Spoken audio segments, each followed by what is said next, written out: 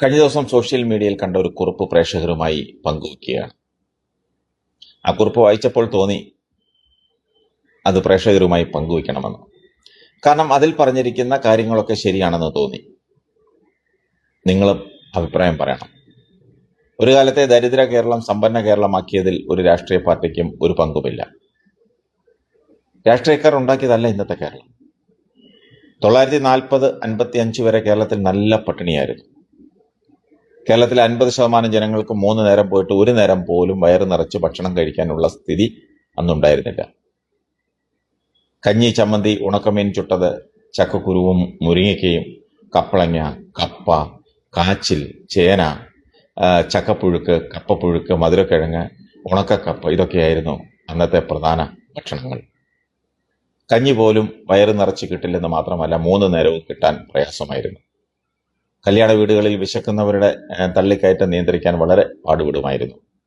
എന്തിനേറെ ചേമ്പിൻ തണ്ടും വാഴപ്പിണ്ടിയും വാഴക്കന്നും വരെ വിശപ്പിന് തിന്നിരുന്ന ഒരു കാലമായിരുന്നു അത്. 950 ശേഷം കേരളീയർ കേരളത്തിൽ നിന്ന് പുറത്തേക്ക് പോയി തുടങ്ങി. ആദ്യം തമിഴ്നാട്, കർണാടക, ഗോവ, ദില്ലി, ഗുജറാത്ത്, ഹരിയാന തുടങ്ങിയ സംസ്ഥാനങ്ങളിലേക്ക് കച്ചവടവും തൊഴിലുമായി അങ്ങനെ കേരളീയർ മെച്ചപ്പെട്ട ജീവിത സാഹചര്യം തേടി രാജ്യത്തിന്റെ വിവിധ ഭാഗങ്ങളിലേക്ക് യാത്ര തുടർന്നു.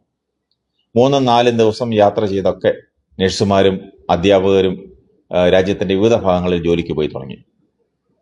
ഈ പലായനം കേരളീയരുടെ പട്ടിണിക്കും തൊഴിലില്ലായ്മയ്ക്കും ജീവിത നിലവാരത്തിനും കുറച്ചൊക്കെ ആശ്വാസമായി. കുറെ പേര് ബർമ, മലേഷ്യ, കൊളംബോ, സിംഗപ്പൂരിലുമൊക്കെ തൊഴിലന്വേഷിച്ചു പോയി.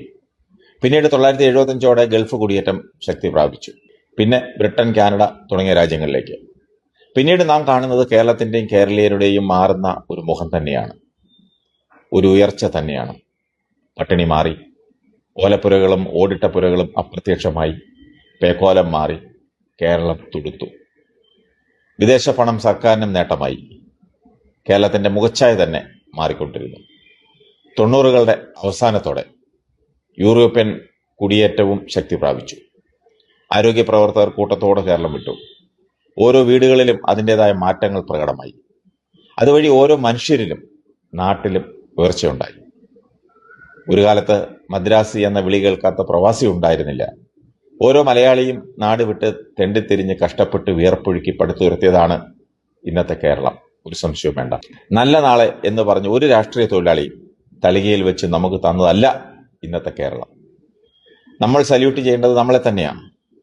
നമ്മുടെ കഷ്ടപ്പാടിന്റെയും ത്യാഗത്തിന്റെയും ഫലം ഇന്നത്തെ നമ്മുടെ കേരളം. 100% സത്യമായ വസ്തുത. അല്ലാതെ ഇവിടുത്തെ രാഷ്ട്രീയക്കാരല്ല നമ്മളെ ഇന്നുള്ള ഈ നിലയിൽ എത്തിച്ചത്.